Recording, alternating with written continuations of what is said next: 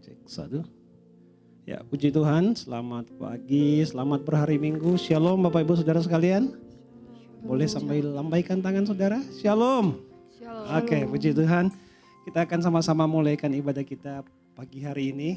Mari saya selalu mengajak kita pastikan mengalami Tuhan selama ibadah kita. Dan pastikan kita berjumpa, diberkati oleh Tuhan. Amin. Mari kita akan sama-sama mulaikan ibadah kita. Kita siapkan hati kita. Kita tentukan hati kita untuk datang kepada Tuhan sama-sama hari ini. Beribadah kepada Tuhan. Bapak terima kasih. Kami bersyukur untuk kasih dan kebaikan Tuhan bagi setiap kami umat-Mu. Pagi hari ini kami mengalami pertolongan Tuhan. Engkau sertai kami untuk melangkahkan kaki tiba di tempat ini bersama-sama di dalam rumah-Mu. Beribadah kepada Tuhan. Memuji dan memuliakan nama Tuhan. Kami percaya Tuhan bahwa Engkau ada di tengah-tengah kami. Dan Engkau akan melawat setiap kami. Setiap hati yang haus akan Tuhan akan mengalami perjumpaan dengan Tuhan hari ini. Karena kami tahu ibadah kami adalah ibadah yang diberkati, bukan ibadah yang biasa-biasa. Sehingga setiap kami Tuhan mengalami perjumpaan dengan Tuhan. Keadaan kami dipulihkan. Waktu kami datang dan waktu kami pulang keadaan kami berbeda. Kami yang sakit disembuhkan. Kami yang lemah dikuatkan. Kami yang susah dihiburkan. Karena di dalam hadirat Tuhan kami percaya kuasa-Mu bekerja. Roh Kudus melawat setiap kami Tuhan.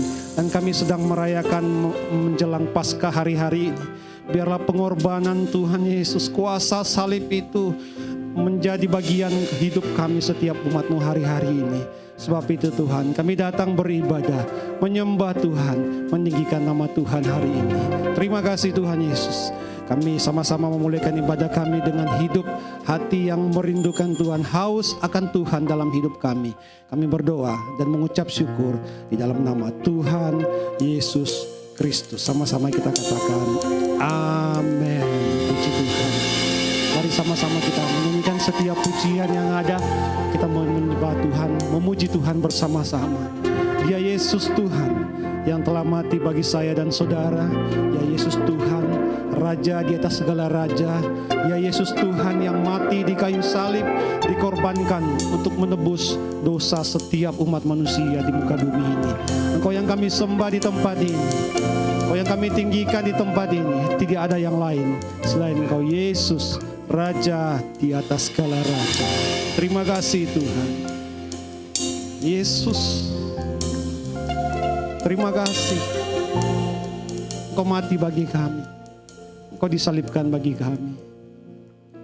Oh, Dia Yesus telah mati bagiku. Engkau Tuhan yang selamatkan hidup kami.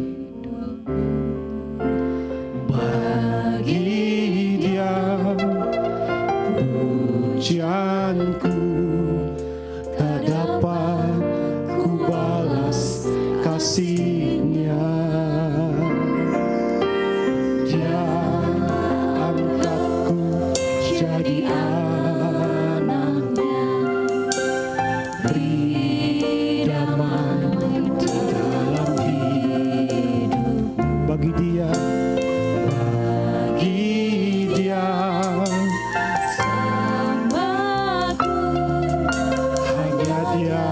segalanya bagiku. Mari dari awal nyanyikan bersama pujian. Ya Yesus, Ya Yesus telah mati bagiku. Ya Tuhan yang selamatkan jiwa. Tuhan selamatkan jiwa. Bagi Dia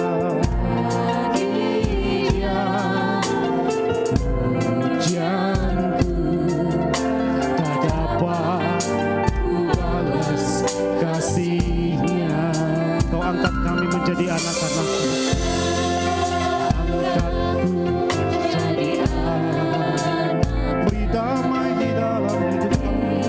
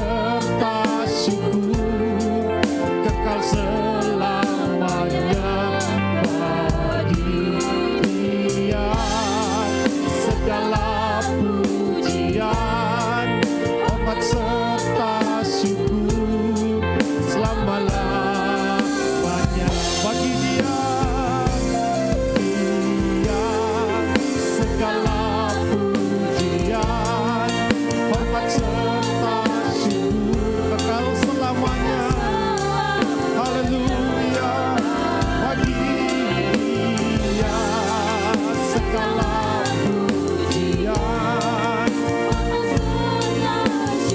sampai selama-lamanya. Engkau Yesus, Tuhan yang mati bagi kami semua. Sama-sama nyanyikan pujian ini.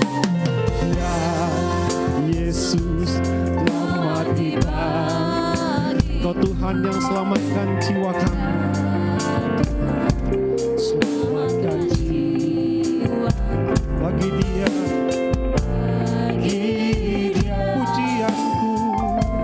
pujianku tak dapat ku balas kasih-Mu. Dia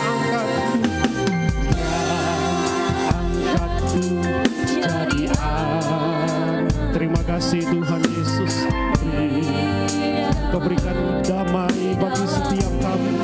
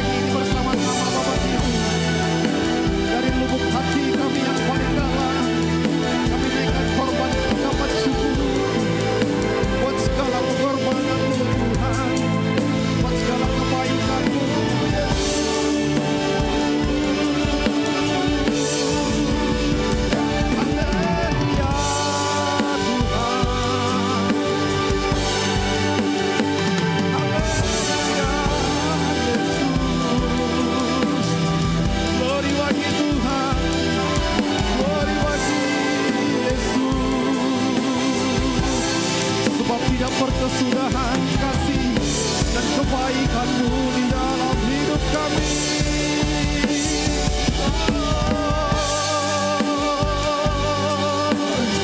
Kami bersyukur, kami berterima kasih kepada-Mu. Engkau ajaib ya Tuhan, Engkau mulia sampai selamanya. Haleluya. Biarlah Tuhan Yesus saja yang ditinggikan di tempat ini. Biarlah Tuhan Yesus saja yang diagungkan di tempat ini. Segala pujian, segala hormat, segala pengagungan hanya bagi-Mu Tuhan. Dulu, sekarang dan sampai selamanya. Kau yang layak disembah ya Tuhan. Haleluya. Di dalam hadirat-Mu kami menikmati kasih-Mu.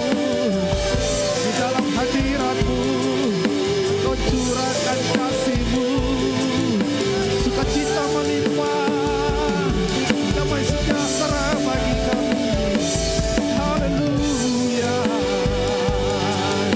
Oh, kasih-Mu begitu besar di dalam hidup kami. Terima kasih Tuhan. Terpujilah nama-Mu Yesus. Haleluya, haleluya. Glory. Ingat kasih-Nya yang mengubah hidupku. Ingat kasih-Nya yang selalu ada. Kasih Yesus.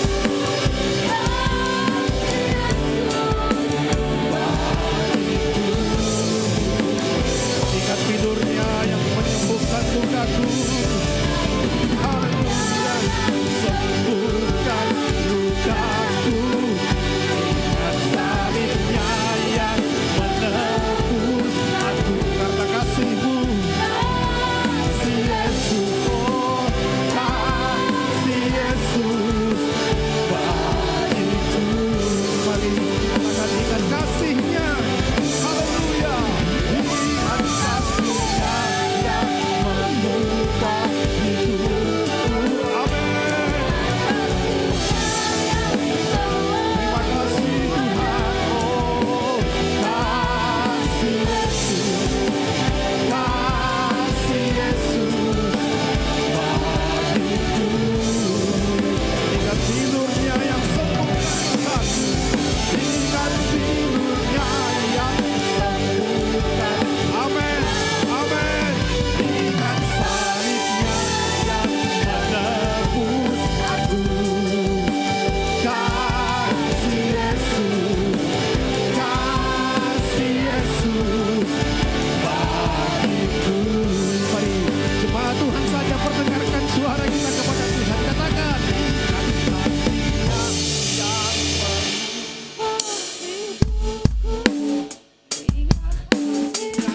yang selalu ada. Karena kasih Yesus, hanya kasih Yesus. Amin. Oh, ingat bilurnya yang sembuhkan. Ingat bilurnya yang sembuh. Setiap luka disembuhkan oleh bilur-bilurnya. Oh, ada salibnya yang menembus hidup kami. Haleluya. Hanya kasih Yesus, hanya kasih Yesus. Haleluya. Sama-sama ingat kasih-Nya. Ingat kasih-Nya. Oh, terima kasih Tuhan. Ingat kasih-Nya yang selalu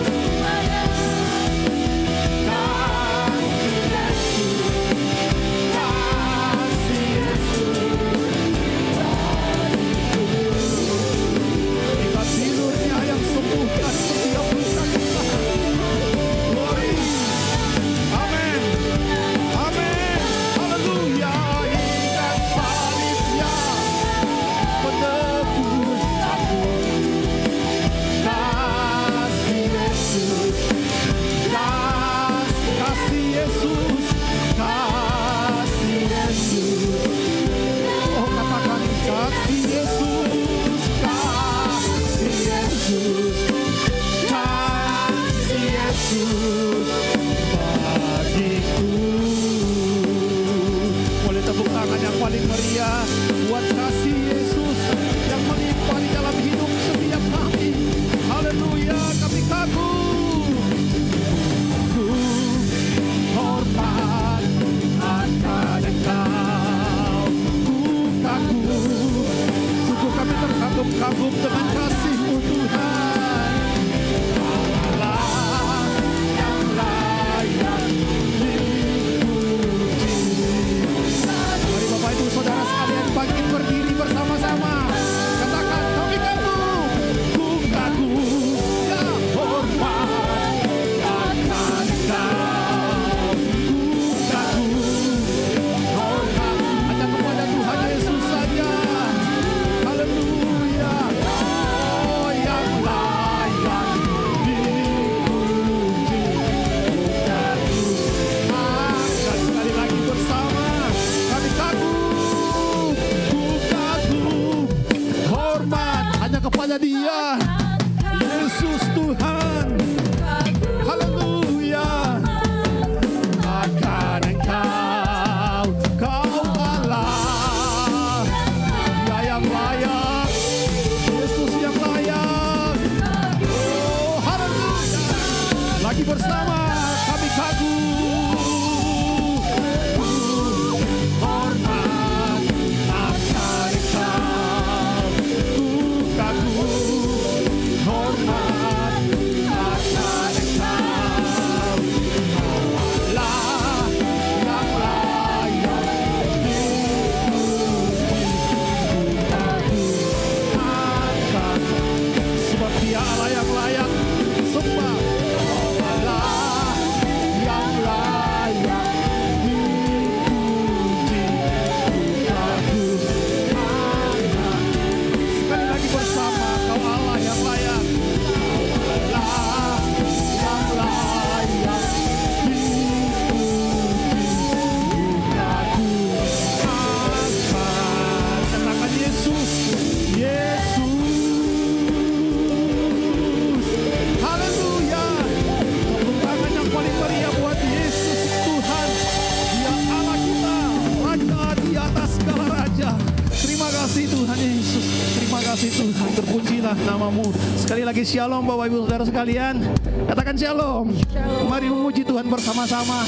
Untuk Dia, Yesus Tuhan, Raja di atas segala raja. Dia yang sudah mati bagi kita, Dia yang berkorban bagi kita. Haleluya. Oh.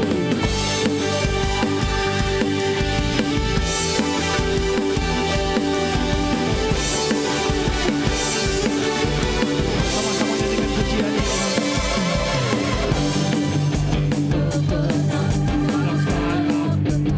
Amin.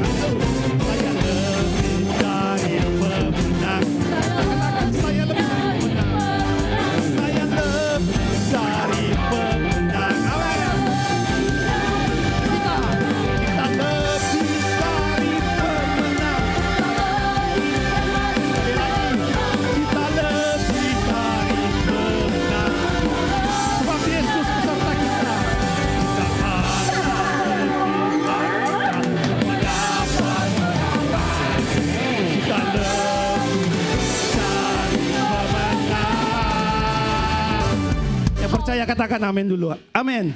Amin. Amin. Kita lebih dari pemenang Bapak Ibu. Amin. Yang kuat aminnya. Amin.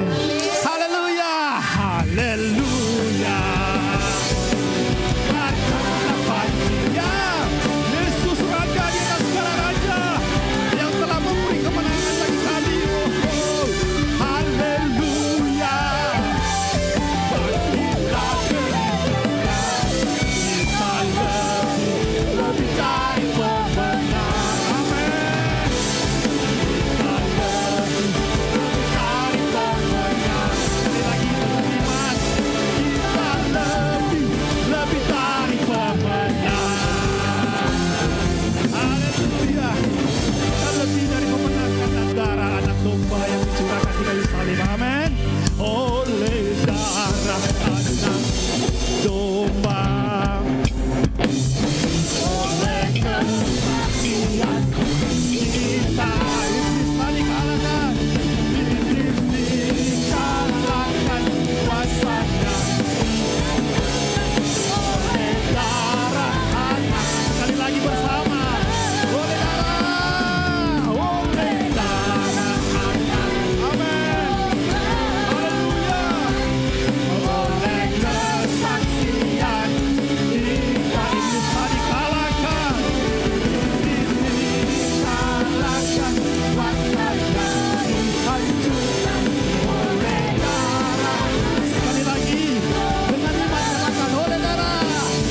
Oleh darah anak domba. Oleh kesaksian kita. Iblis dikalahkan. Kuasanya dihancurkan oleh darah anak domba. Oleh darah. Oleh darah anak domba. Sekali lagi bersama. Oleh darah anak domba. Haleluya. Haleluya. Terima kasih Tuhan. Terpujilah nama Tuhan Yesus. Silakan duduk kembali Bapak Ibu Saudara sekalian. Tuhan Yesus memberkati kita semua. Haleluya. Terima kasih Tuhan. Kami bersyukur oleh karya-Mu dalam hidup kami. Dan itulah karya yang terbesar di dalam setiap kami Tuhan. Haleluya. Terima kasih Tuhan Yesus. Ya Tuhan. Karya terbesar dalam hidupku. Pengorbananmu yang selamatkanku. Kaulah harta yang tak ternilai yang ku miliki dan ku hargai. Yesus Engkau ku kagumi.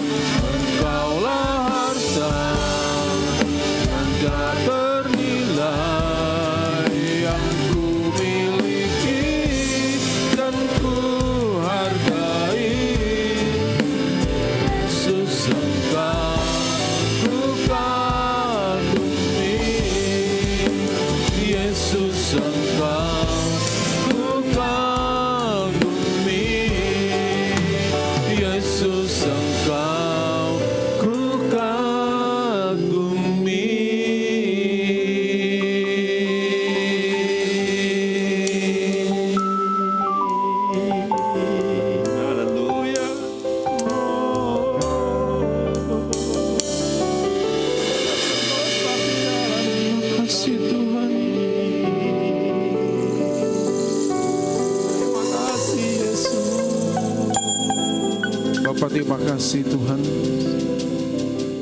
Biarlah senantiasa kami boleh ada dalam hati-Mu Tuhan. Amin Tuhan.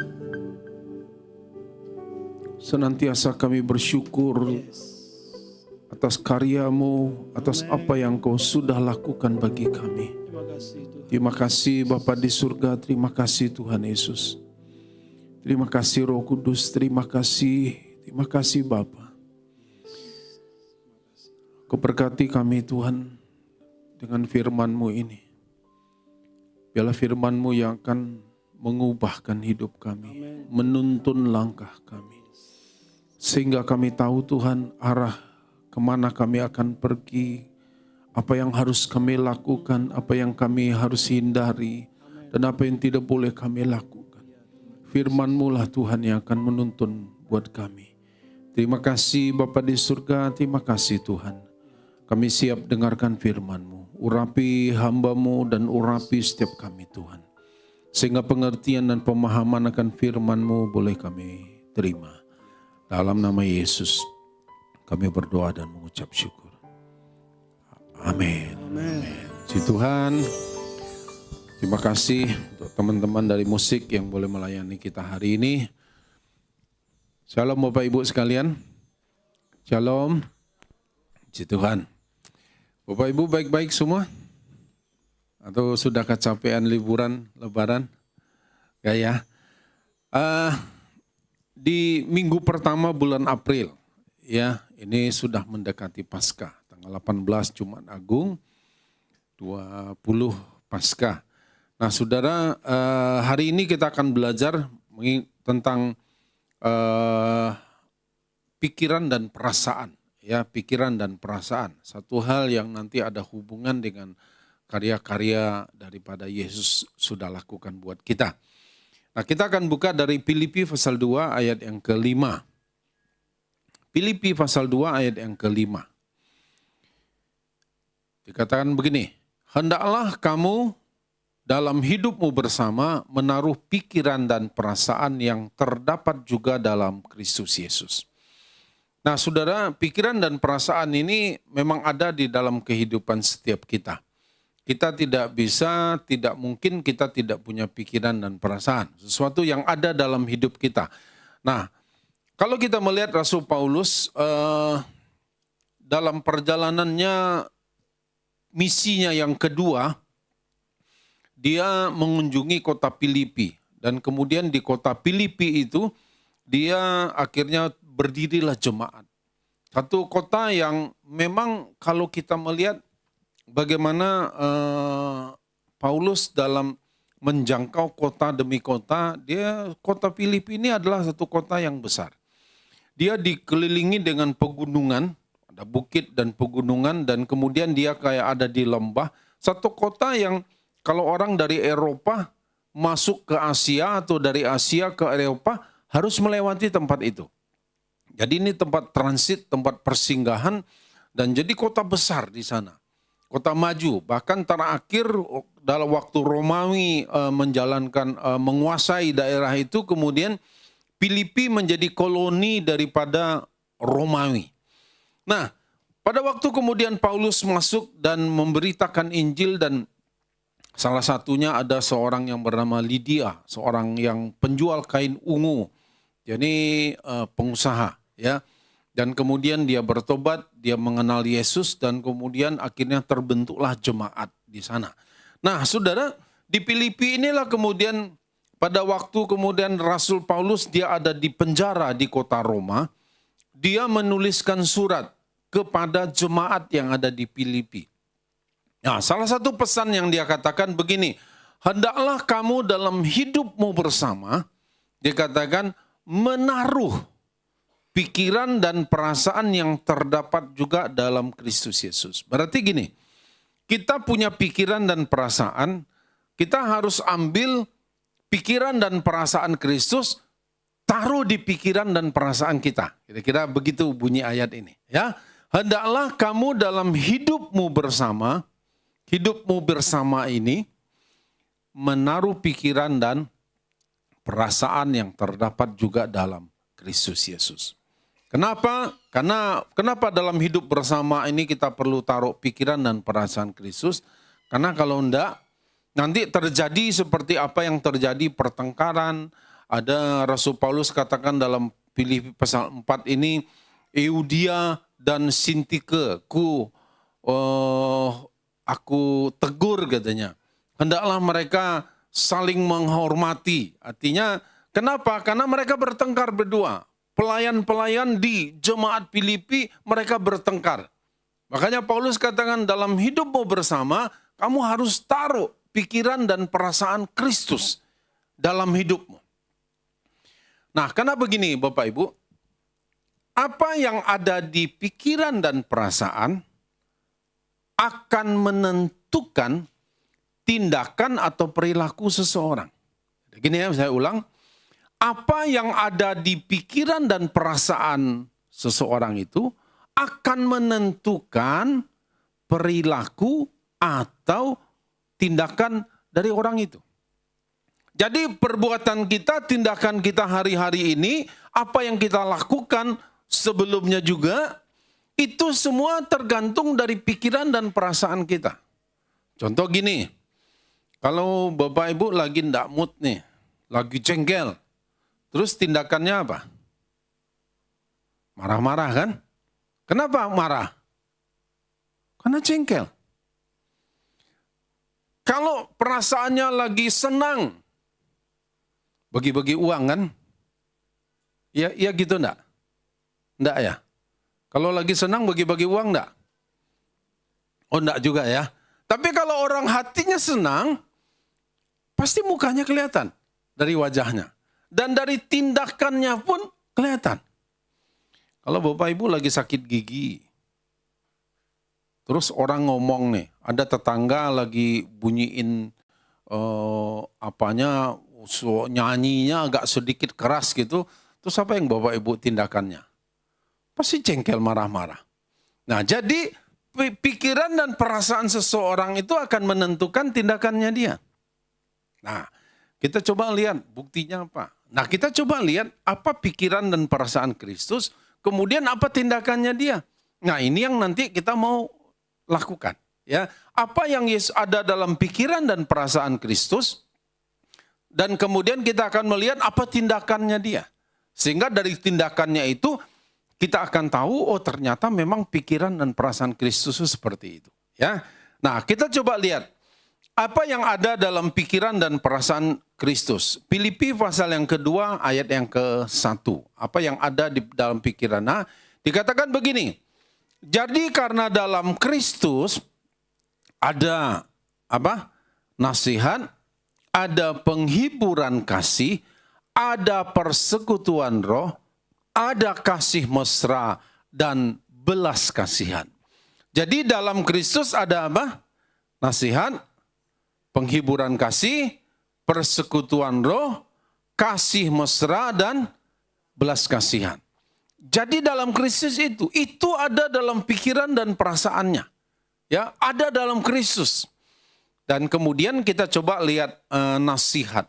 Ya, hari ini saya coba menggali dari beberapa sumber, dari beberapa terjemahan dalam bahasa Inggris, dalam bahasa Yunani, dengan tujuan gini, bukan saya sok-sok bahasa-bahasa asing, enggak. Tujuannya supaya kita ngerti gitu. Ya, jadi saya berupaya menggalinya dengan tujuan paling tidak kita mengerti apa yang disampaikan, ya. Nah, dalam Kristus ada nasihat. Nasihat dalam bahasa Inggrisnya itu consolation atau disebut juga penghiburan. Jadi nasihat ini dalam bahasa Inggrisnya itu consolation atau artinya itu penghiburan. Jadi dalam Kristus itu ada. Karena dikatakan juga di dalam aku pergi dan roh itu akan datang kepadamu, yaitu roh penghibur. Artinya penghibur itu bagaimana?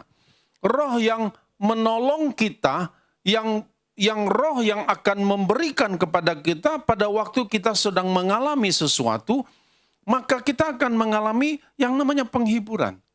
Kalau Tuhan ada di dalam kita, maka kita tidak akan pernah ada dalam kesedihan yang terus-menerus. Kesedihan, kesusahan itu bisa saja melanda siapa saja, ya. Dan tidak ada orang yang kebal. Tidak ada orang yang kebal dengan yang namanya kesedihan dan kesusahan. Semua orang bisa mengalami, ya. Semua orang bisa mengalami. Tapi dikatakan gini, dalam Kristus itu ada nasihat, ada penghiburan. Ya. Nah, kemudian ada juga disebutkan penghiburan kasih. Comfort of love dalam bahasa Inggrisnya. Di dalam bahasa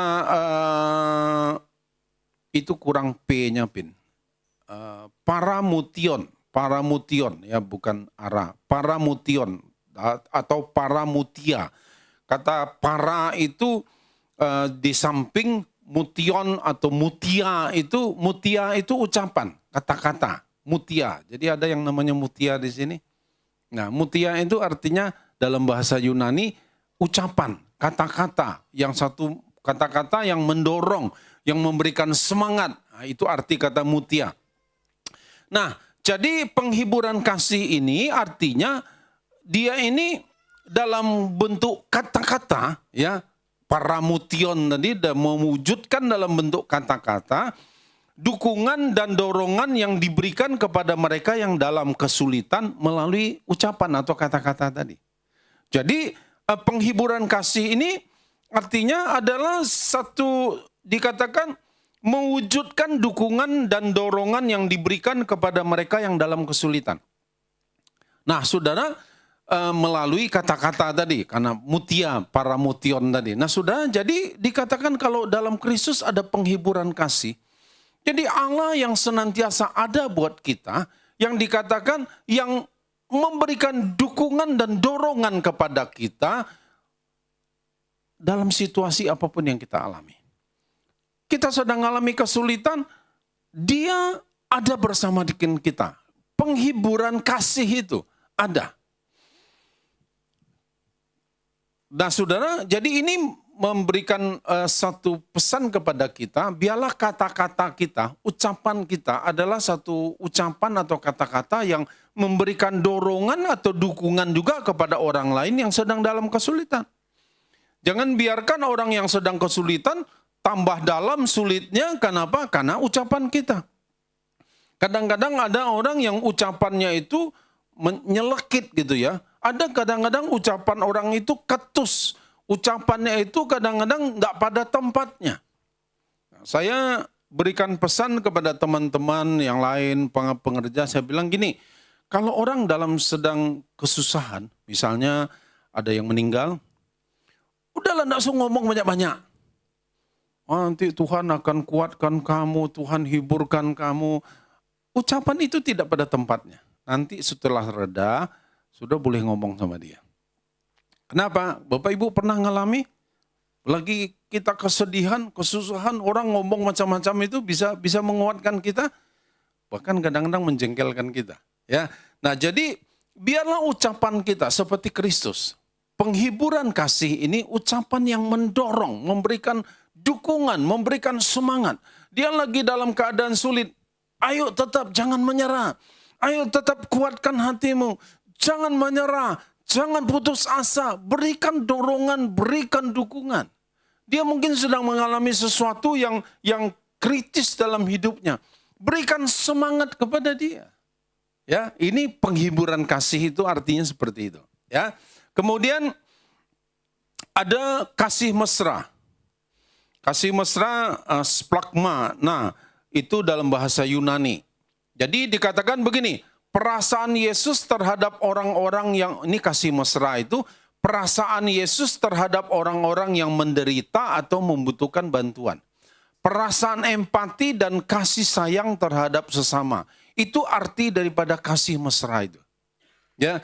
Jadi ini bukan cinta-cintaan anak remaja nih ya, bukan kasih mesra itu maksudnya, tapi di sini dikatakan satu perasaan Yesus terhadap orang-orang yang menderita.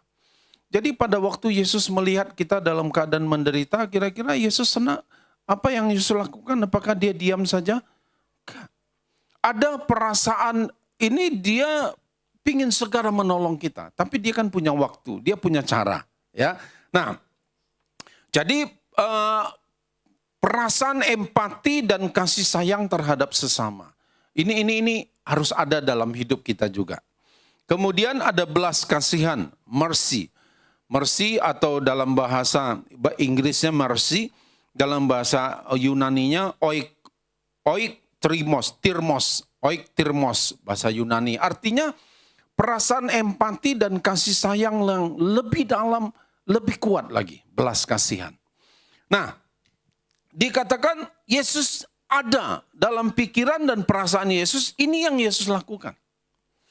Pada waktu dia ada di bumi, pada waktu dia melihat orang sakit, apa yang dia lakukan?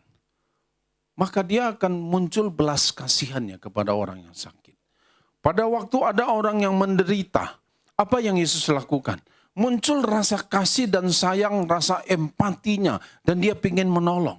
Pada waktu ada belasan ribu orang dan mereka hari sudah sore, menjelang malam dan mereka belum makan. Kalau mereka harus pulang ke tempatnya, mereka bisa lemas di jalan. Dan apa yang Yesus katakan? Kamu harus beri mereka makan. Dia ngomong dengan murid-murid. Beri mereka makan. Dan apa yang Yesus lakukan? Yesus buat mujizat.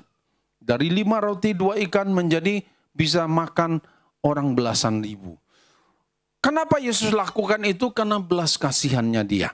Nah, jadi tindakan Yesus itu kita lihat apa yang Yesus lakukan pada waktu dia melihat orang sakit, pada waktu dia melihat orang menderita, pada waktu dia melihat orang kerasukan, pada waktu dia melihat orang dalam keadaan-keadaan sulit, Yesus bertindak. Kenapa? Karena pikiran dan perasaannya itu yang menentukan tindakannya dia.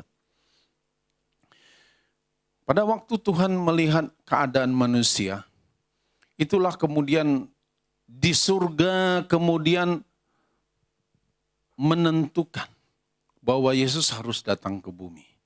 Kenapa? Kalau tidak ada orang yang bisa sampai ke surga. Makanya Yesus lakukan itu. Tindakan itu sebagai bukti wujud daripada kasihnya dia kepada manusia. Nah, Bapak Ibu yang dikasihi Tuhan, jadi Filipi pasal 2 ayat 6 sampai yang ke-8 juga berkata, Filipi pasal 2 ayat 6 sampai 8 berkata begini, yang walaupun dalam rupa Allah tidak menganggap kesetaraan dengan Allah itu sebagai milik yang harus dipertahankan, melainkan telah mengosongkan dirinya sendiri dan mengambil rupa seorang hamba dan menjadi sama dengan manusia. Dan dalam keadaan sebagai manusia, ia telah merendahkan dirinya dan taat sampai mati, bahkan sampai mati di kayu salib.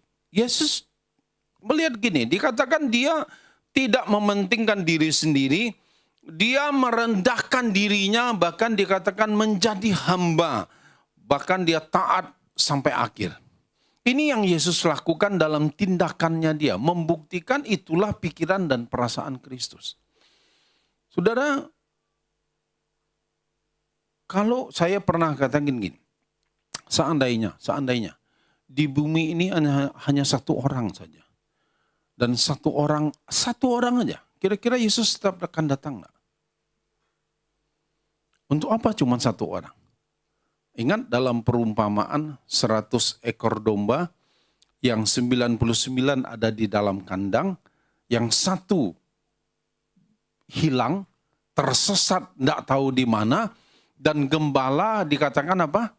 Dia tinggalkan yang 99, bukan dibiarkan, ditinggalkan di kandang dengan seorang penjaga, dan kemudian gembalanya pergi mencari yang satu tadi.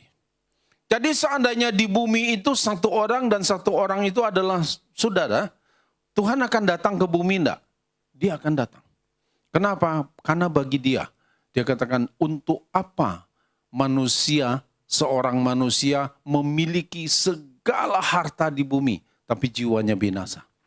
Bahkan kalau ada satu orang yang bertobat, percaya kepada Yesus, maka dikatakan seisi surga, mereka barangkali tepuk tangan semua, bersorak-sorai, bergembira. Kenapa? Karena ada satu orang yang kembali kepada Yesus. Sudah bisa bayangkan, sudah kepingin enggak surga itu tiap sebentar tepuk tangan, bersorak-sorai? Pingin? Apa yang harus kita lakukan? Bawa orang datang kepada Yesus.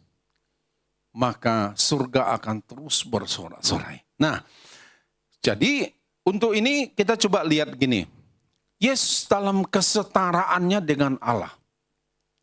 Jadi jangan bayangkan Trinitas itu Bapa urutannya paling tinggi, baru kemudian Yesus, baru kemudian Roh Kudus. Enggak, dia ini satu. Keberadaannya dia Allah itu satu. Cuman dalam pribadinya itu berbeda-beda. Ya. Jadi pemahamannya dia bukan Allah yang tiga. Enggak, kita enggak percaya Allah itu tiga. Allah itu satu. Dikatakan Allah itu Esa. Esa dalam bahasa Ibraninya itu Ehad. Ehad itu artinya satu dalam kesatuan. Saya cuman sedikit menggambarkan gini. Sedikit saja, sedikit menggambarkan. Itu disebut rumah sakit. Karena di rumah sakit itu baru dia disebut rumah sakit karena dia ada instalasi gawat darurat. Ada dokter, ya kan? Ada apotek, ada perawat. Ya kan, ada instalasi-instalasi lain. Nah, apakah IGD bisa disebut sebagai rumah sakit? Bisa? Nggak bisa. Dia nggak bisa. Apakah dokter bisa disebut sebagai rumah sakit? Tidak bisa.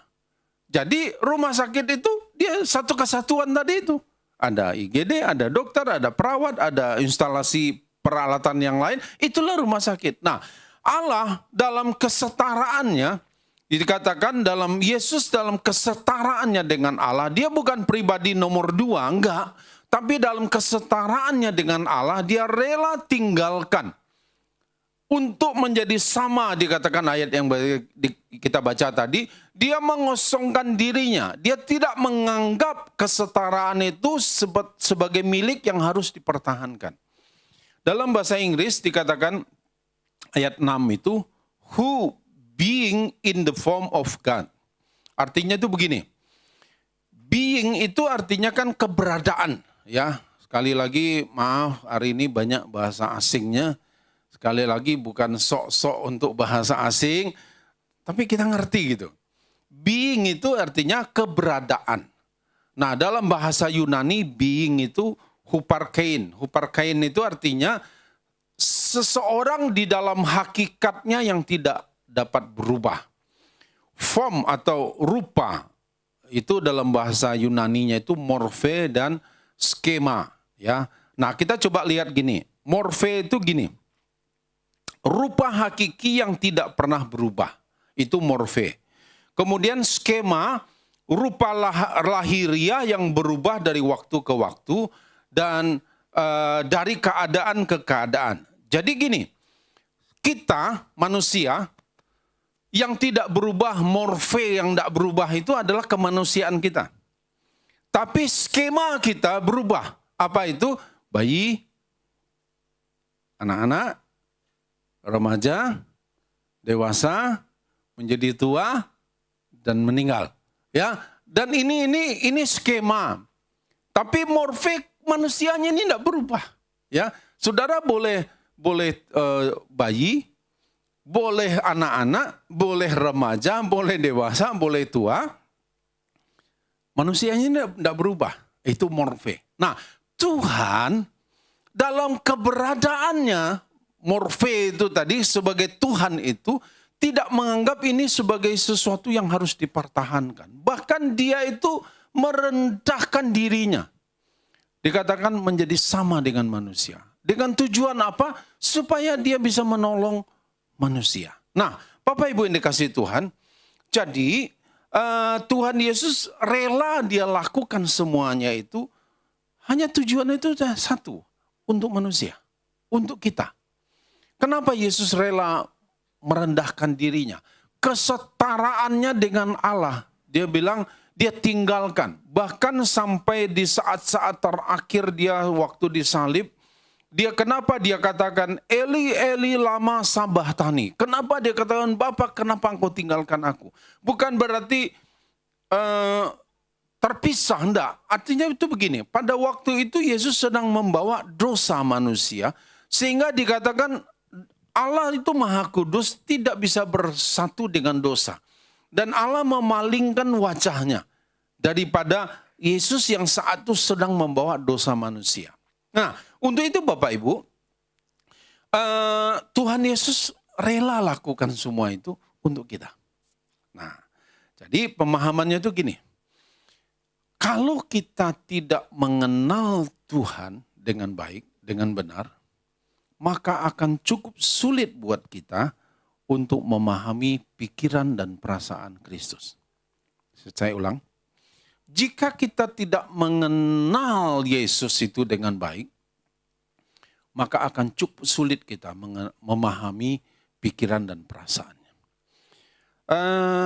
Saya coba, dari mana kita bisa mengenal Tuhan? Tentu kita bisa mengenal Tuhan, ya, yang saya tulis itu, jika kita tidak mengenal Tuhan, maka akan sulit untuk kita bisa memahami pikiran dan perasaan Kristus. Kita bisa mengenal Tuhan melalui firman-Nya, karena firman-Nya ini memberitahu pribadinya. Seperti itulah Allah, ya. Dan kita bisa mengenal Tuhan melalui perbuatan-perbuatannya kepada kita. Dari mana kita tahu kita bisa berkata Tuhan itu Maha Kuasa? Dari mana kita tahu? Karena Dia pernah berbuat sesuatu dalam hidup kita. Apa yang tidak mungkin dibuat Tuhan jadi mungkin. Apa yang mustahil dibuat jadi bisa. Dan kita mengalami kekuasaannya, kemahakuasaannya. Sehingga kita bisa berkata Tuhan Engkau Maha Kuasa. Mungkin kita lihat seharusnya kita tidak dapat ini. Tapi Tuhan berikan ini kepada kita. Kenapa? Karena memang Tuhan mau itu terjadi dalam hidup kita. Dan kita merasakan memang Tuhan itu Maha Kuasa. Nah, melalui perbuatannya Dia dalam hidup kita, kita berdoa, Tuhan aku sakit Tuhan, dan Tuhan sembuhkan kita.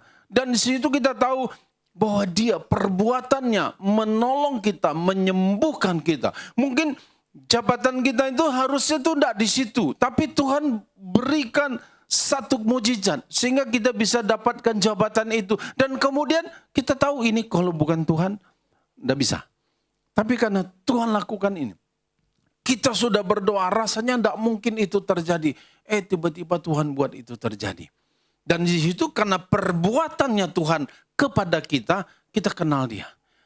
Dari mana kita kenal Dia penyembuh? Karena Dia menyembuhkan. Dari mana kita percaya Dia itu pembuat mujizat? Karena Dia buat mujizat dalam hidup kita. Nah, saudara, kita coba lihat dalam pikiran dan perasaan Kristus apa yang di jemaat Filipi, ya, apa yang di jemaat Filipi. Nanti kita akan lihat. Yang pertama gini, Filipi pasal 1 ayat 13 dikatakan begini. Sehingga telah jelas bagi seluruh istana dan semua orang lain bahwa aku dipenjarakan karena Kristus. Jadi karena dia memberitakan Injil Kerajaan Allah, dia memberitakan tentang nama Yesus, dan kemudian dia ditangkap. Ditangkap, dimasukkan ke dalam penjara. Nah, oleh orang-orang Yahudi diserahkan kepada orang Romawi. Kemudian dia masuklah dalam penjara. Akhirnya dia dibawa, dia naik banding, sampailah dia di kota Roma. Dia harus menghadap ke Kaisar. Nah, di kota Roma itulah dia tuliskan surat kepada jemaat yang ada di Filipi. Ya, saya pernah khotbahkan, kalau Bapak Ibu ingat, pada waktu itu tentang seorang yang bernama Epafroditus, ya, kalau mungkin sekedar mengingatkan kembali bagaimana dia harus berjalan 1000-an kilometer dari Filipi sampai ke kota Roma. Kira-kira butuh waktu berapa lama? Kalau naik mobil mungkin bisa sekian jam, apalagi kalau ada jalan tol. Masalahnya nih, dia harus jalan kaki. Ya. Nah, jadi waktu kemudian Paulus dia kirimkan surat kepada jemaat yang ada di Filipi itu melalui salah satu orang yang dari jemaat Filipi yang diutus menemui Paulus di kota Roma, dan kemudian akhirnya Paulus utus dia kembali membawa surat ini. Nah, Paulus katakan begini, bahwa aku ini di penjara. Aku ini statusnya narapidana, tapi bukan karena tindakan kriminal. Bukan karena aku mencuri, bukan karena aku merampok, bukan karena aku berbohong, bukan karena aku melakukan kecurangan-kecurangan sehingga aku ditangkap dan oleh penguasa dan dimasukkan ke penjara. Enggak, tapi aku di penjara karena berita Injil. Karena aku memberitakan nama Yesus. Jadi aku di penjara. Saudara, kalau Bapak Ibu dengarkan berita ini, ya, seorang pemimpin kita masuk penjara, ya kan? Orang kan bisa berpikir, berasumsi macam-macam, ya. Nah, tapi kita lihat kemudian di sini yang saya katakan, kalau pikiran dan perasaan Kristus ada, maka tindakannya pun kita lihat satu tindakan yang sesuai. Nah, jadi kita tahu Paulus masuk penjara. Masuk penjara bukan karena kriminal, tapi karena memberitakan Injil. Dan kemudian ayat 14. Dan kebanyakan saudara dalam Tuhan telah beroleh apa? Oke, kita baca sama-sama ya. Oke, 2, 3. Dan kebanyakan saudara dalam Tuhan telah beroleh kepercayaan karena pemenjaraanku, untuk bertambah berani berkata-kata tentang firman Allah dengan tidak takut. Justru ada orang yang bertobat karena Paulus masuk penjara. Kira-kira kan begitu ya? Ya, karena kebanyakan saudara dalam Tuhan telah beroleh kepercayaan. Justru ada orang-orang yang dulunya tidak percaya Yesus menjadi percaya kepada Yesus karena sekalipun Paulus di penjara. Kenapa? Karena mereka tahu Paulus di penjara bukan karena kriminal. Dia di penjara karena dia memberitakan Injil. Dan kemudian jemaat yang sudah ada, yang sudah dibentuk melalui Paulus ini, selain memang ada orang yang percaya baru, dan kemudian dikatakan gini, justru jemaat punya keberanian, punya semangat untuk menginjil, memberitakan Injil, memberitakan nama Yesus. Dikatakan bertambah berani berkata-kata tentang firman Allah dengan tidak takut. Artinya apa? Mereka juga bisa masuk penjara. Tapi mereka bilang gini, kami tidak takut. Kalaupun karena memberitakan nama Yesus ini dan kemudian kami harus masuk penjara, dia bilang, siapa takut? Kan kira-kira dia bilang begitu. Kenapa? Nah, justru gini saudara, kalau pikiran dan perasaan Kristus ada dalam orang, maka tindakannya itu pasti benar. Sekarang gini, kemudian Filipi 1 ayat 21. Baca sama-sama lagi. 2, 3. Bagiku hidup adalah Kristus dan mati adalah keuntungan. Kenapa Paulus dia katakan begini? Karena dia sudah dapat kabar. Karena akibat di penjaranya ini, maka dia akan dibunuh. Dengan cara dialgojo, penggal kepalanya dia. Dia tahu bahwa dia akan mati karena suatu saat. Tapi dia bilang gini, karena bagiku hidup adalah Kristus dan mati adalah keuntungan. Jadi kalau kita lihat dalam selanjutnya itu Paulus katakan begini. Jadi aku tuh enggak tahu aku harus pilih mana. Mau hidup atau mau mati. Kalau mati aku lebih enak kata Paulus. Kenapa? Karena aku bertemu dengan Kristus.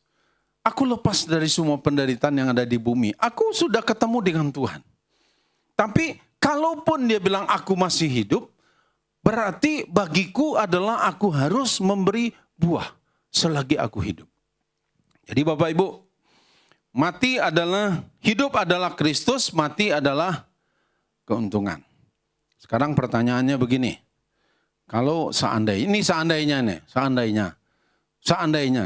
sekali lagi ya, mohon maaf, ini seandainya kita yang mati, siapa yang diuntungkan?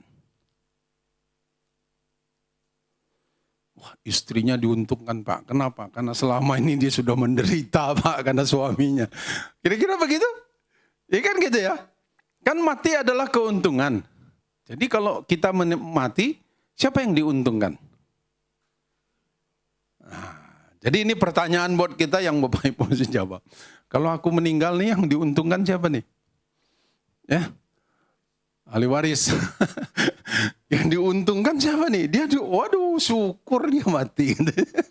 Ada orang disyukurin kalau dia mati. Kenapa? Mungkin karena pikiran dan perasaan Kristus itu tidak ada dalam dirinya. Sehingga tindakannya dia itu, perbuatannya itu menyakitkan buat orang lain. Ya, kalau ada pikiran dan perasaan Kristus ada dalam hidupnya, tindakannya dia pasti benar. Dia akan ada penghiburan kasih, ada kasih mesra, ada belas kasihan, ada nasihat tadi dalam dirinya.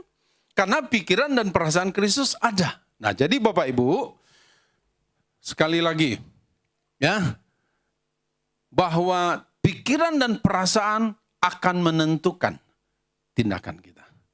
Jadi kita harus taruh pikiran dan perasaan Kristus nempel di kita, taruh di kita. Nah, cuma kan tidak semudah seperti yang diucapkan. Ya, tiba-tiba begini. Nah, gini Bapak Ibu. Tuhan akan hadapkan kita dengan situasi dan kondisi, dengan keadaan yang seolah-olah keadaan, situasi, kondisi itu memaksa kita untuk memilih. Kita mau pikiran dan perasaan Kristus atau pikiran dan perasaan manusia lama kita. Ya, itu pilihan. Tapi Tuhan katakan begini, kenakanlah. Kamu harus menaruh pikiran dan perasaan Kristus ada dalam dirimu. Kalau enggak, seperti apa yang terjadi. Orang bisa ribut, orang bisa bertengkar, orang bisa bunuh-bunuhan. Kenapa? Karena pikiran dan perasaan Kristus tidak ada dalam dirinya. Yudas seandainya pikiran dan perasaan Kristus ada dalam dirinya, pada waktu dia sudah menjual Yesus dan kemudian dia menyesal, cuman karena pikiran dan perasaan Kristus tidak ada dalam dirinya, dia mati dengan cara gantung diri. Petrus juga mengalami hal yang sama. Ya, dia coba membela gurunya, tapi kenyataannya kemudian dia malah menyangkal gurunya.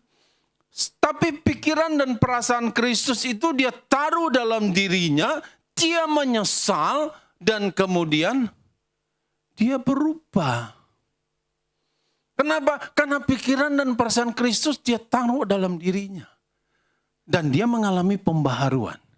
Tindakannya dia adalah dia bertobat. Menyesal, tapi dia bertobat. Nah, kalau kita melihat dalam kehidupan kita sehari-hari, ya, biarlah pikiran dan perasaan Kristus ini. Ada orang lain menyakitkan hati kita. Ya, bulan-bulan yang lalu kita sudah berbicara tentang forgiveness, pengampunan. Dan saya percaya setiap kali firman disampaikan akan ada pengujian. Pasti akan muncul pengujian. Begitu kita keluar dari tempat ini, bahkan mungkin sementara kita duduk di tempat ini, akan muncul pikiran-pikiran. Orang itu mana layak dia diampuni, mana layak dia dapatkan pengampunan.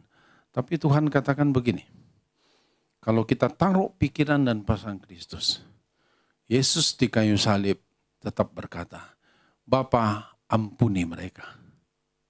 Di saat-saat terakhir hidupnya pun di bumi ini dia berkata, Bapa ampuni mereka.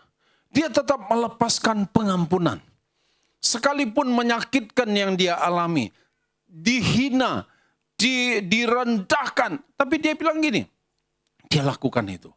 Dia lepaskan pengampunan. Tindakannya mengampuni itu membuktikan bahwa pikiran dan perasaan Kristus, belas kasihan, kasih mesra, pengampunan, penghiburan, nasihat tadi, ada persekutuan roh, itu ada di dalam hidupnya. Nah, Bapak Ibu dikasih Tuhan, yang berikutnya, pikiran dan perasaan bisa bertumbuh dan berkembang ke arah yang lebih baik. Ya, Filipi 4 ayat 10. Aku sangat bersuka cita dalam Tuhan bahwa akhirnya apa? Pikiranmu dan perasaanmu apa? Bertumbuh kembali untuk aku. Jadi ini, pikiran dan perasaan kita ini bisa bertumbuh dan berkembang. Amin. Percaya? Ya. Jadi pikiran kita dulu banyak jeleknya. Yang kita pikir negatif aja. Tapi pikiran kita bisa bertumbuh. Perasaan kita ini emosinya gampang meledak aja. Ya, perasaannya ini macam-macam. Tapi gini Bapak Ibu, pikiran dan perasaan kita ini bisa bertumbuh, bisa berkembang ke arah yang lebih baik. Saya sangat percaya itu. Ya. Nah, bagian terakhir. Aplikasi kita untuk mewujudkan pikiran dan perasaan Kristus. Hidup secara harmonis. Hidup secara harmonis artinya gini. Orang lain bisa saja melakukan yang tidak baik sama kita. Tapi kita yang memilih, kita yang memutuskan, aku mau hidup untuk harmonis. Suami dan istri, orang tua dan anak. Kira-kira suami istri bisa saling menyakitkan enggak?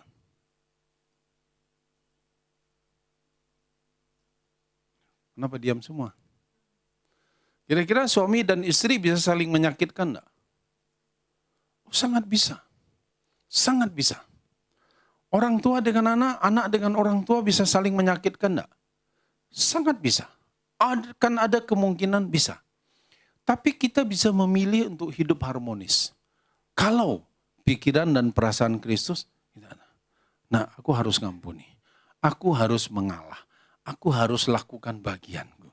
Aku harus berbuat ini. Kenapa? Karena pikiran dan perasaan Kristus yang aku taruh dalam. Bukan pikiran perasaanku. Kristus yang aku masukkan dalam hidupku. Ya, menyisihkan segala pertentangan. Ada orang yang memang dia bertengkar untuk menang. Pokoknya jangankan kalah, seri aja enggak mau. Ya, pokoknya harus menang. Gini, salah pendapat ada orang bilang gini, kalau kamu bertengkar dan kamu pingin menang, kamu menang betul, memenangkan pertengkaran itu dengan dia. Kamu mendapatkan kemenangan, tapi kamu kehilangan teman. Kenapa? Karena dia tidak akan berteman lagi dengan kamu. Jadi dapat sesuatu tapi juga kehilangan sesuatu. Jadi artinya gini, pertentangan mungkin ada. Tapi coba bawa diri kita, kalau kita selalu pokoknya harus menang, aku tidak boleh kalah, nanti tidak akan selesai-selesai. Ya, menghindari pertengkaran. Menghindari pertengkaran. Jadi firman Tuhan sedapat-dapatnya kalau hal itu bergantung kepadamu, dikatakan hiduplah dalam perdamaian dengan semua orang. Ya, oke. Kemudian menanggalkan ambisi-ambisi pribadi. Membuang keinginan menjadi yang paling utama, ya, atau yang paling penting. Kalau tidak ada aku, wah enggak bisa itu. Nah, ini mesti dibuang dalam diri kita. Bahwa suatu kali Yesus murid-murid pernah minta gini, guru, siapa nanti yang paling nanti setelah di dalam kerajaan surga, siapa yang akan duduk di sebelah kiri dan kananmu? Siapa yang akan jadi terutama? Yesus bilang, kalau kamu ingin jadi yang terutama, kamu harus menjadi pelayan. Ya, nah, kemudian buang keinginan. Jadi nggak usah punya keinginan untuk menjadi yang paling utama atau yang paling penting. Ini mesti dibuang. Karena kalau pikiran dan perasaan Kristus, kita pasti akan mau saling mengalah satu dengan yang lain. Menganggap yang lain lebih penting dari kita. Ya. Memiliki kerendahan hati, keinginan melayani sesama tanpa pementingan diri sendiri, membutuhkan orang lain. Kita tidak bisa hidup sendiri. Kita butuh orang lain. Kasih tahu dulu sebelahnya. Bro, sis, aku butuh kamu. Ya, kita membutuhkan orang lain. Kita tidak bisa hidup sendiri. Ya, sekalipun kita jadi top di atas pemimpin, tapi kita tetap butuh orang lain. Kenapa kita butuh orang lain? Kalau saudara jadi pemimpin, tidak ada orang yang dipimpin, itu namanya bukan pemimpin. Dia disebut pemimpin karena dia punya orang-orang yang dipimpin, makanya disebut pemimpin. Jadi pemimpin tetap butuh orang lain. Orang pepatah Minang kan bilang gini. Nan cadia diajak berundiang, ya kan? Diajak bayo-iyo. Nan tinggi kok menjuluk-juluk, artinya yang paling tinggi kan sudah ngambil yang tinggi. Yang pendek disuruh untuk yang lakukan yang bagian ini. Kemudian dia bilang gini, yang bodoh, orang bodoh itu perlu tak? Ternyata dia bilang perlu, kan disuruh-suruh katanya. Karena kenapa dia mau disuruh-suruh? Ya mungkin karena memang itulah bagiannya dia. Hati-hati gini, kita butuh orang lain. Ya kita tidak bisa sendiri. Kita butuh orang-orang dengan segala keunikan mereka. Kita butuh mereka. Ya. Berpikir tidak hanya untuk kepentingan diri sendiri, mencari kebaikan juga bagi orang lain, mengampuni dan tidak mengingat kesalahan orang lain. Mengampuni dan tidak mengingat kesalahan orang lain. Terutama maaf buat ibu-ibu yang para wanita, karena memang kebanyakan wanita di dalam hatinya itu ada ruang-ruang yang tertata dengan rapi. Dan ruang-ruang itu isinya adalah sebagian besar adalah kesalahan-kesalahan dari suami, dari orang tua, dari teman-temannya. Jadi di ruangan itu biasanya dia susun dengan rapi. Dan dia gampang mengingat tanggal sekian, bulan sekian kamu lakukan ini. Tanggal sekian, bulan sekian kamu buat ini, kamu ulang lagi. Begini, begini, begini. Kadang-kadang laki-laki lebih easy going ya. Lebih, sudah lupa. Tapi maaf saya katakan buat wanita. Ya, kalau kita terus mengingat-ingat kesalahan orang lain, itu akan merugikan dirimu sendiri. Karena kalau Kristus mengingat kesalahan kita, habis kita. Ya, justru pikiran dan perasaan Kristus itu dia taruh dalam dirinya. Supaya apa? Supaya Kristus juga sejauh timur dari barat, engkau membuang dosaku. Berapa jarak timur dan barat? Tidak ada bisa diukur. Bumi ini bisa diperkirakan, tapi jarak timur dan barat bisa. Jauh ke dalam tubir laut, engkau membuang dosaku. Tiada kau ingat lagi pelanggaranku. Saudara, Tuhan tidak ingat. Kenapa kita yang ingat? Ya, jadi mari kita belajar untuk kita mengampuni kalaupun kita diingatkan kembali, jangan kita terus menyimpan itu dalam hati kita. Nah, hari ini kita belajar biarlah pikiran dan perasaan Kristus kita taruh. Ini pilihan sama kita. Bapak Ibu mau taruh enggak pikiran dan perasaan Kristus itu dalam pikiran dan perasaan kita. Kalau kita terus biarkan pikiran dan perasaan kita yang menguasai, bukan pikiran dan perasaan Kristus, maka hidup kita tidak akan bahagia. Tapi kalau pikiran dan perasaan Kristus itu kita taruh dalam hidup kita, itulah yang akan muncul, bisa kita lihat melalui tindakan kita. Ya, tindakan kita sesuai dengan apa yang Kristus lakukan. Kiranya Tuhan memberkati kita semua. Mari kita semua persiapkan. Kita akan bersama-sama masuk dalam perjamuan kudus. Terima kasih Tuhan. Kami bersyukur kepadamu untuk hari ini. Engkau sudah memberkati kami dengan firman-Mu. Bapa, terima kasih Tuhan. Terima kasih Tuhan Yesus.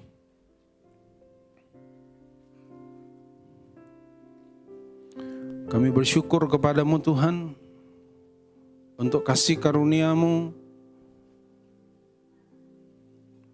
Terima kasih Bapa di surga.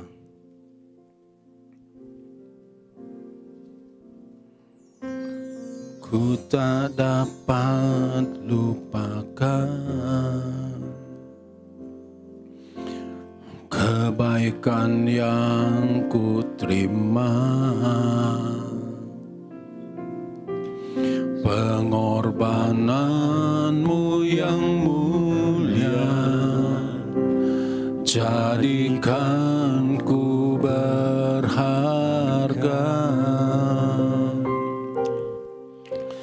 Kau tulus menerima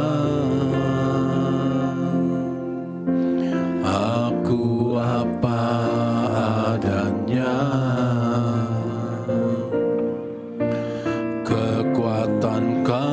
Kasih-Mu nyata memulihkan hidupku.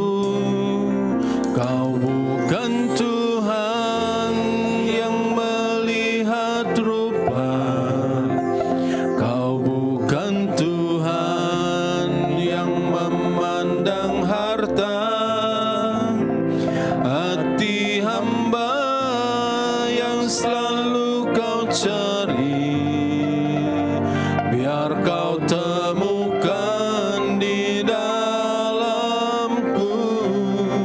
Selama ku hidup, ku mau menyembah-Mu, sebab Engkau sangat berarti bagiku.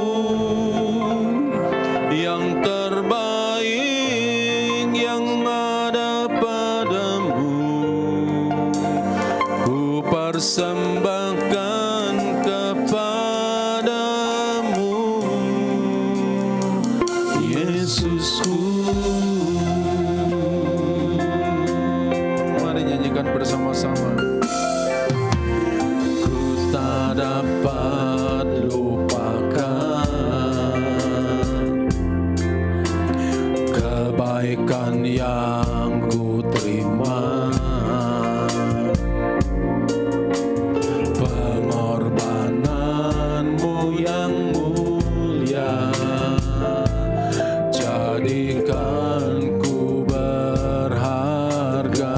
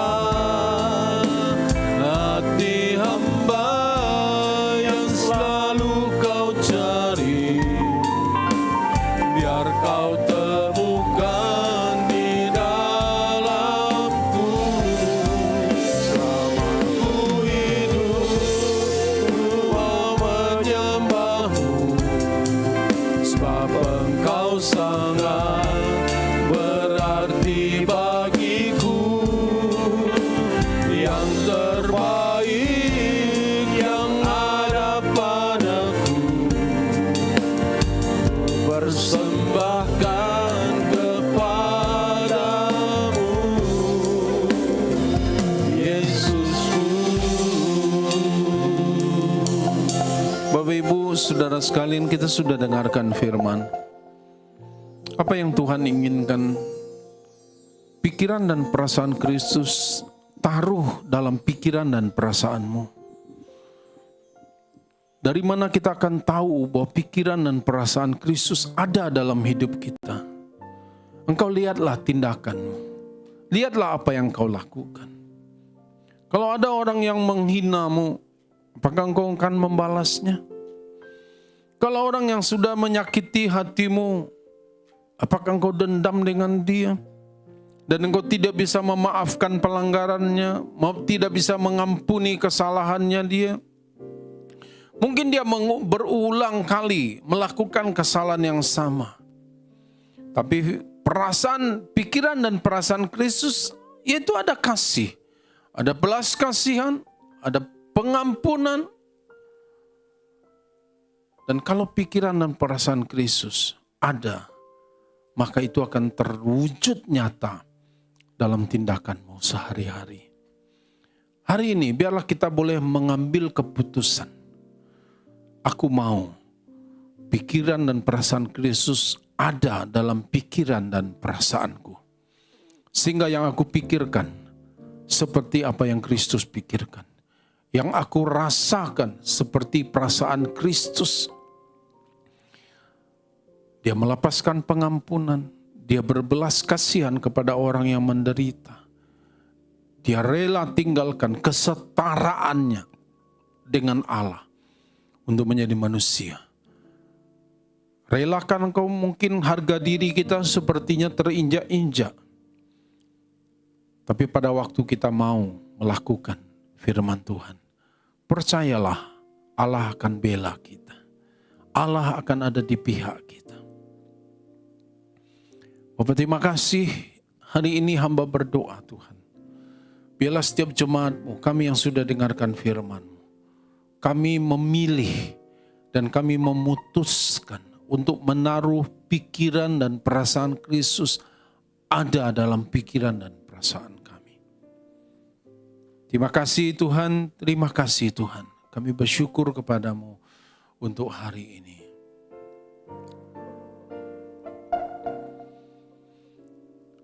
Ku tak dapat lupakan kebaikan yang ku terima, pengorbananmu yang mulia, jadikan ku berharga. Engkau dijadikan anak-anak Tuhan. Tulus menerima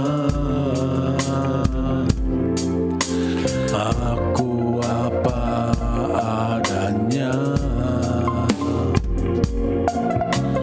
kekuatan kasih-Mu nyata memulihkan hidupku.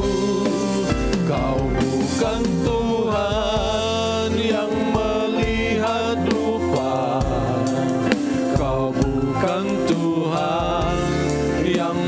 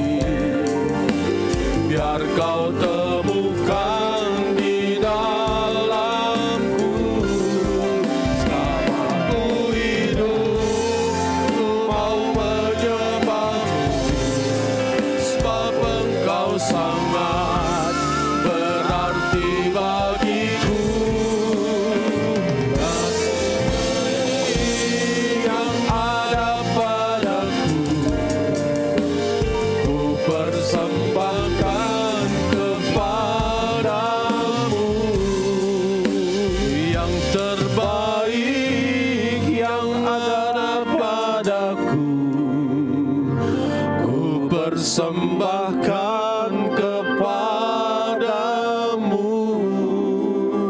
yang terbaik yang ada padaku, ku persembahkan kepadamu,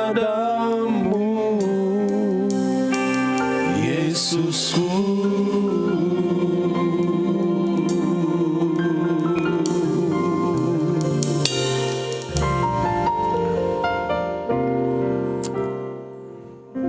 Bapak Ibu semua sudah menerima roti dan anggur? Ada yang belum? Ada yang sudah, ada yang belum terima? Saudara, firman Tuhan berkata begini.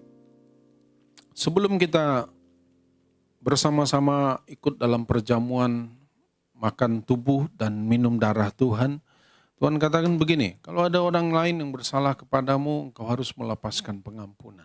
Supaya kita tidak berdosa terhadap apa yang kita lakukan. Kita tidak ada pilihan, engkau menyimpan dendam, yang rugi adalah dirimu sendiri. Tapi firman Allah mengatakan, kita harus memilih, melepaskan pengampunan. Terima kasih Tuhan untuk hari ini, kami bersyukur kepadamu, kami berterima kasih kepadamu. Engkau sudah berbicara kepada kami Tuhan lewat firman-Mu. Dan ada firman Tuhan yang Bapak Ibu terima melalui roti. Saya percaya tidak kebetulan firman itu berbicara kepada kita. Kita terima hari ini firman Tuhan itu. Karena dia sedang berbicara kepada kita.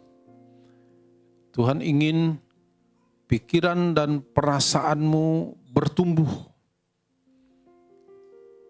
berkembang, lebih baik dari hari-hari yang sebelumnya. Tuhan sangat menginginkan itu. Biarlah itu boleh terjadi dalam kehidupanmu. Kalau ada kesalahan yang harus kita akui kepada Tuhan. Kalau ada hal yang kita mesti terima, kita harus terima. Terima kasih Tuhan Yesus, terima kasih Bapa. Kau kuduskan roti dan anggur di tangan kami ini Tuhan. Layakkan ini bagi kami semua. Mari angkat roti di tangan kita.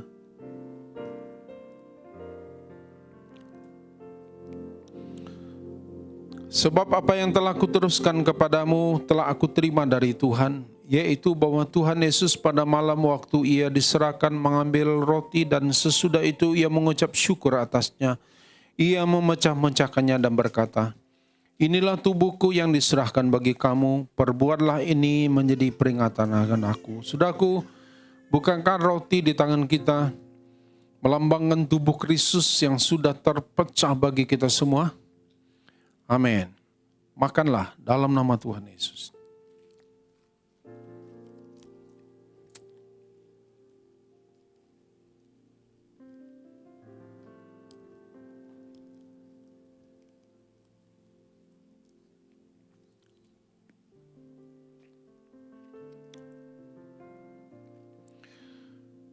Demikian juga yang mengambil cawan sesudah makan, kita angkat cawan di tangan kita.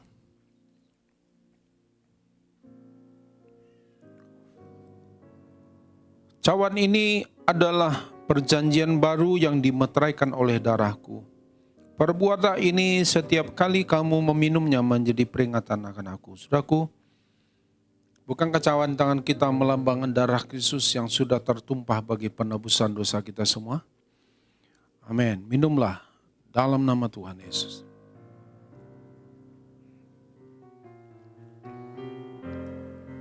Mari kita mengucap syukur kepada Tuhan. Terima kasih Tuhan Yesus. Haleluya. Kau bukan Tuhan yang melihat rupa.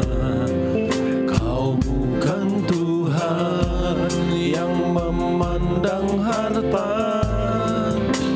Hati hamba yang selalu kau cari, biar kau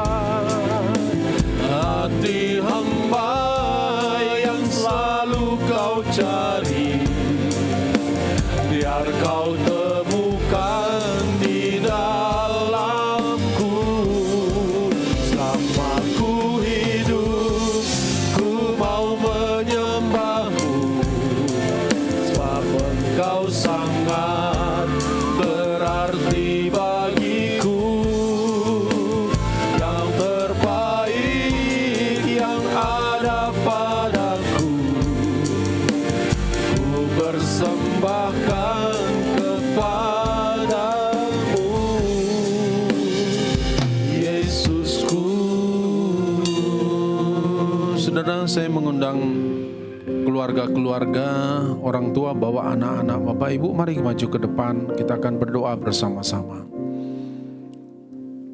Mari orang tua bawa anak-anak ke depan, kita akan berdoa untuk mereka.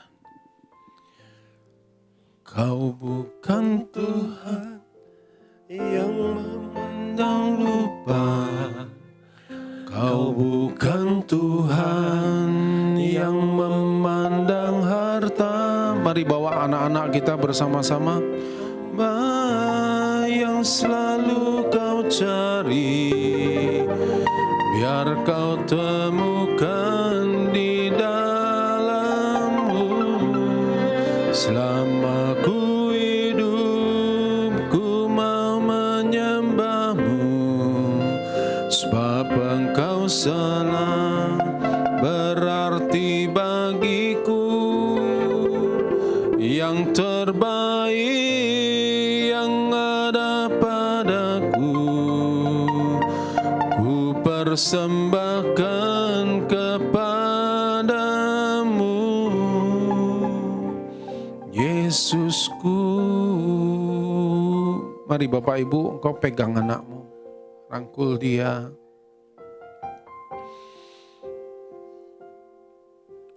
Engkau tupangkan tanganmu atas mereka.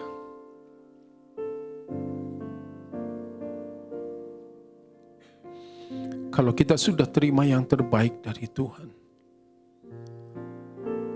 selayaknya juga engkau berikan yang terbaik juga untuk anak-anakmu. Yang terbaik tidak harus selalu bicara tentang nominal, tentang mahal. Sudahkah engkau berikan waktumu untuk mereka? Sudahkah engkau berikan perhatianmu? Sudahkah engkau memberikan kasih-Mu kepada mereka? Mari peluk mereka. Dan saat ini hamba berdoa Tuhan dari tempat ini. Engkau memberkati anak-anak ini Tuhan. Seperti Engkau katakan, sedari mereka kecil, mereka dibawa kepadamu Tuhan. Dan hari ini hamba berdoa, seiring dengan orang tua, papa, mama. Dan kami juga berdoa memberkati anak-anak ini Tuhan. Berkati mereka dengan kesehatan yang baik. Berkati mereka dengan kepintaran, kecerdasan, dan keterampilan. Engkau buat mereka berhasil dalam sekolah mereka. Berikan yang terbaik Tuhan untuk turun dalam hidup mereka Tuhan. Dan hamba berdoa dan melepaskan berkat yang terbaik untuk terjadi dalam hidup mereka. Kasih-Mu melimpah dalam hidup anak-anak itu. Bahkan kami boleh melihat dalam tumbuh kembang mereka, bagaimana Tuhan Engkau membuat mereka jadi sangat baik, sangat baik. Terima kasih Tuhan, turunkan tangan-Mu Tuhan, lepaskan berkat untuk mereka Tuhan. Engkau berkata Tuhan, secara khusus Engkau mengutus malaikat-Mu untuk menjagai mereka, melindungi mereka Tuhan. Lindungi mereka dari yang jahat Tuhan. Hanya Engkau yang mampu Tuhan menolong mereka, melindungi mereka. Hanya Engkau yang mampu Tuhan. Di luar kami tidak melihat anak-anak ini. Engkaulah Tuhan yang melindungi mereka. Engkaulah yang jaga mereka. Lengkapi mereka Tuhan dengan karunia-karunia ilahi. Dengan kemampuan-kemampuan Tuhan. Takut akan Tuhan ada dalam hidup mereka. Terima kasih Tuhan, dan hari ini juga hamba berdoa Tuhan untuk orang tua. Bapa, Engkau memberkati pekerjaan mereka. Engkau berkati usaha mereka Tuhan. Berkati Tuhan. Engkau buat Tuhan yang tidak mungkin itu jadi mungkin. Engkau yang membuat Tuhan, apa yang mustahil itu boleh terjadi dalam hidup mereka. Terima kasih Tuhan, berkati mereka juga dengan kesehatan yang baik. Mereka yang membutuhkan pertolongan-Mu Tuhan, untuk kesehatan tubuh mereka. Jamah Tuhan, oleh bilur-bilur-Mu Tuhan, sembuhkan Tuhan. Sehingga mereka bisa berkarya, mereka bisa bekerja, mereka bisa melakukan banyak hal Tuhan. Karena kasih karunia-Mu menyertai kehidupan mereka. Bapa, terima kasih, kami bersyukur kepadamu Tuhan. Kami berterima kasih kepadamu. Berkat-Mu turun dalam seluruh kehidupan keluarga demi keluarga. Dalam nama Tuhan Yesus, kami berdoa dan mengucap syukur. Amin. Amin. Tuhan memberkati Bapak Ibu sekalian.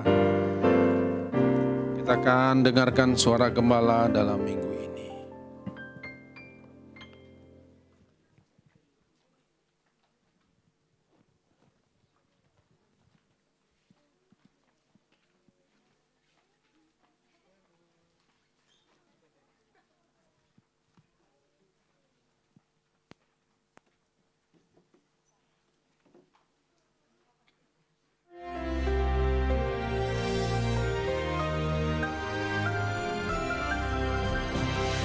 Shalom semua warga kerajaan.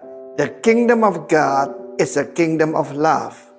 Dan rajanya telah membuktikan seorang raja yang sangat murah hati dan rendah hati. Ketika Kristus masuk ke Yerusalem pada waktu kedatangan yang pertama, dia menunjukkan kerendahan hatinya dengan mengendarai seekor keledai. Ya, seekor keledai, bahkan anak keledai yang belum pernah ditunggangi. Tetapi humility zaman sekarang dianggap suatu kebodohan. Orang berlomba-lomba flexing supaya dianggap hebat, supaya dianggap kaya, ngaku konglomerat padahal konglomerat ya. Karena itu dalam Mika pasal 6 ayat ke-8 dikatakan, "Hei manusia, sudah diberitahukan oleh Tuhan dan apa yang dituntut oleh Tuhan daripadamu." Manusia sini umat manusia, Adam. Pertama dikatakan berlaku adil.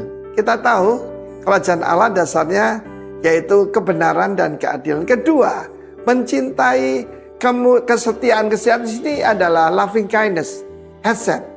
Dan yang ketiga ini, hidup dengan rendah hati di hadapan Allahmu.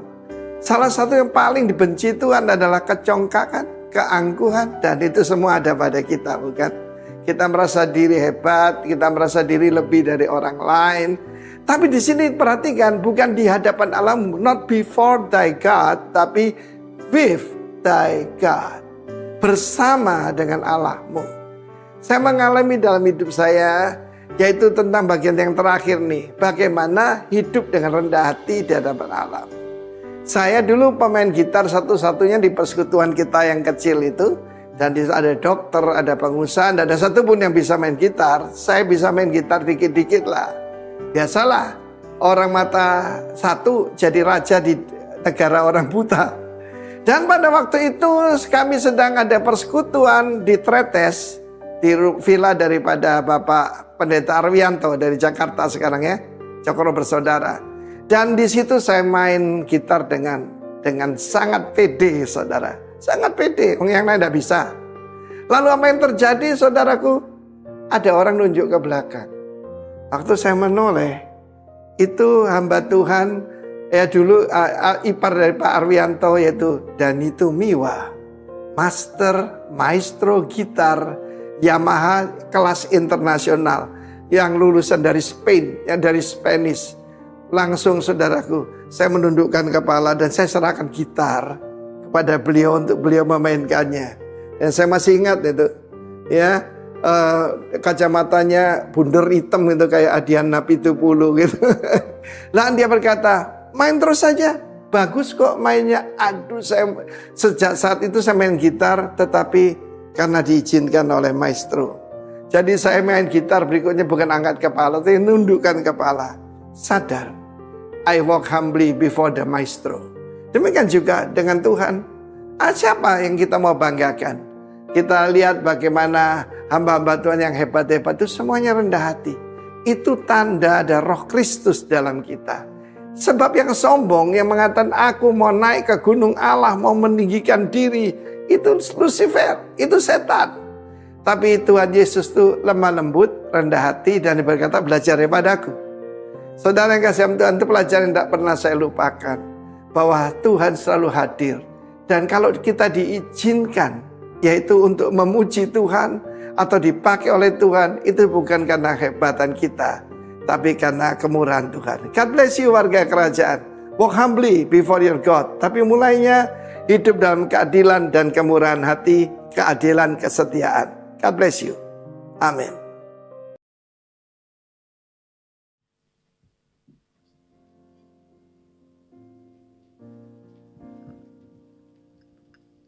Puji Tuhan, Bapak Ibu Saudara sekalian, diberkati dalam ibadah kita siang hari ini. Puji Tuhan, kita akan sama-sama menutup ibadah kita. Mari bangkit berdiri bersama-sama sekali lagi kita menikmati. Haleluya, haleluya, bagi anak domba. Haleluya, haleluya, hanya menegurkan setiap raja, bangsa, semua makhluk dan pulau.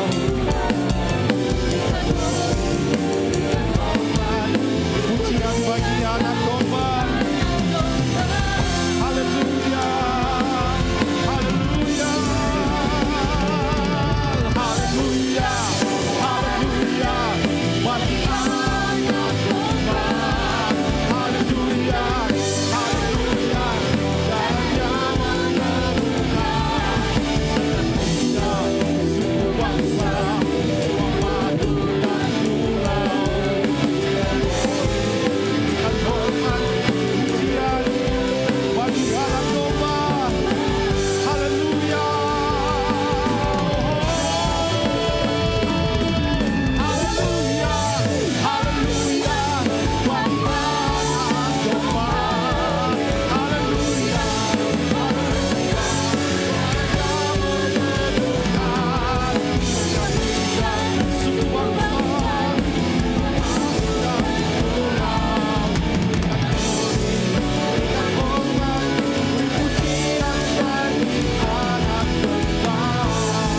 pujian bagi anak domba. Pujian bagi anak domba. Pujian bagi anak domba. Pujian bagi anak domba. Yesus Tuhan namanya. Haleluya, amin. Pujian bagimu Tuhan. Terima kasih Yesus. Haleluya. Mari kita berdoa. Bapa yang baik, Bapa yang bertata dalam kerajaan surga, terpujilah namamu Bapa, atas segala penyertaan-Mu di kehidupan kami dalam seminggu ini Tuhan Yesus. Kau telah memberkati kami Bapa, kiranya pada hari ini Tuhan Yesus berkat-berkat-Mu terus ada di dalam hidup kami Bapa. Terima kasih Bapa untuk firman-Mu Bapa, kiranya Kau berikan kami seperti pikiran oleh Kristus Tuhan Yesus, kiranya kehidupan kami ini Bapa selalu berkenan ke dalam tangan-Mu Bapa. Apa yang kami lakukan Tuhan Yesus itu seturut dengan kehendak-Mu Bapa. Bapa yang baik, kami berdoa untuk hamba-Mu yang memberitakan firman-Mu Tuhan Yesus. Kau berikan kekuatan Tuhan Yesus, Kau limpahkan berkat-Mu Bapa, hikmat kebijaksanaan yang berasal daripada-Mu. Kiranya dapat menggembalakan kami seturut dengan kehendak-Mu Bapa. Bapa yang baik, kami berdoa untuk gembala kami di tempat ini Tuhan Yesus, Bapak Pendeta Yohanes Beni dan Ibu Esther Bapak, dimanapun mereka menggembalakan Tuhan Yesus, di Sumatera Barat ini Tuhan Yesus, Engkau pakai lebih lagi Bapak. Kami juga berdoa untuk pemerintah, untuk pusat kami Tuhan Yesus, kiranya Engkau berkati, kiranya dapat memperluas kerajaan sorga-Mu Bapa. Kami berdoa Tuhan Yesus untuk umat-umat-Mu yang datang bersekutu di tempat ini Tuhan Yesus. Kami percaya Bapa, Engkau telah meringankan langkah mereka Bapa. Engkau tibakan mereka di tempat ini untuk dapat menerima firman-firman-Mu Bapa. Sebentar juga nanti akan pulang Bapa, kiranya kami pulang tidak sia-sia Tuhan Yesus, tapi kami dapat beroleh kasih karunia-Mu Bapa. Bapa yang baik, Bapa yang mentata dalam kerajaan surga, ini hidup kami Bapa, senantiasalah kuduskan Tuhan Yesus. Kiranya kehidupan kami ini Bapa benar-benar hanya untuk memuliakan nama-Mu Tuhan Yesus. Kami berdoa kepada setiap yang berbeban berat. kepada setiap yang memiliki masalah, kepada setiap yang sedang sakit Bapa. Kau pulihkan Bapa, Kau kuatkan Tuhan Yesus, Engkau sembuhkan Tuhan Yesus. Karena kami percaya hanya Roh Kudus-Mu, hanya darah-Mu Tuhan Yesus yang dapat memulihkan hidup kami Bapa. Kami juga berdoa Tuhan Yesus untuk persembahan yang boleh kami berikan Bapa, kiranya Engkau kuduskan, Engkau sucikan Bapa. Kau berikan berlipat kali ganda lagi Tuhan Yesus di dalam kehidupan kami Bapa, dan itu menjadi kemuliaan bagi nama-Mu Tuhan Yesus. Kami berdoa kepada pemerintahan kami Bapa, dari pusat hingga ke daerah-daerah, kiranya mereka yang dapat menuntun kami Bapa seturut dengan kehendak-Mu. Sebentar kami akan pulang Bapa, kiranya Engkau tibakan kami di rumah kami dengan selamat dan sampai berkumpul dengan keluarga kami dengan selamat juga Tuhan Yesus. Sebelum kami pulang, kami rindu untuk menerima berkat-Mu melalui hamba-Mu. Mari Bapak Ibu, kita angkat tangan, mengarahkan hati kepada Tuhan. Bapak Ibu, saudaraku yang dikasihi oleh Tuhan, terimalah berkat kasih karunia yang berlimpah dari Allah Bapa, kasih, damai, dan sukacita dari Yesus Kristus anaknya, dan persekutuan dengan Allah Roh Kudus yang menyertai kehidupanmu, mulai dari saat ini dan bahkan sampai selama-lamanya. Semua yang percaya dan diberkati, mari bersama-sama katakan, amin. Bapak Ibu, silakan duduk sebentar.